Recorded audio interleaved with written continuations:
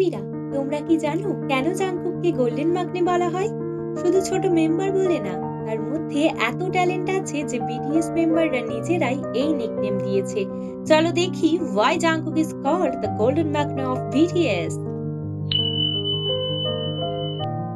K-pop-এ ম্যাকনে মানে গ্রুপের youngest member, আর golden মাগনে হলো এমন একজন যে অলমোস্ট সবকিছুতেই ট্যালেন্টেড।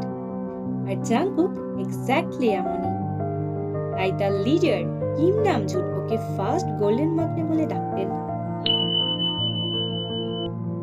প্রথমেই আসি সিঙ্গিং ট্যালেন্টে। জাংকুক হলো বিটিএস এর মেন ভোকালিস্ট। তার ভয়েস স্মুথ, পাওয়ারফুল আর ইমোশনাল। আর মীরা বলে তার ভয়েস লিটারালি হিলিং। শুধু সিঙ্গিং না, জাংকুকের ডান্স স্কিলও নেক্সট লেভেল। যদি তুমি বিটিএস পারফরম্যান্স দেখো, দেখবে সে পারফেক্টলি সিনক্রোনাইজ করে ডান্স করে। তার ডান্স এনার্জি স্টেজে একদম এক্সপ্লোজিভ। বাট ওয়েট, জাংকুকের ট্যালেন্ট এখানেই শেষ না।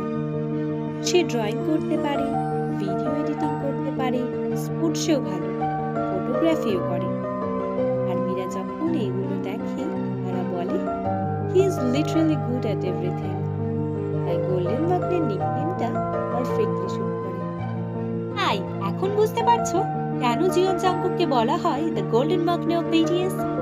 ট্যালেন্ট, হার্ড ওয়ার্ক আর প্যাশন সব মিলেই জাংকুককে স্পেশাল বানায়। আর মীরা, কমেন্টে বলো তোমার ফেভারিট জাংকুক ট্যালেন্ট কোনটা?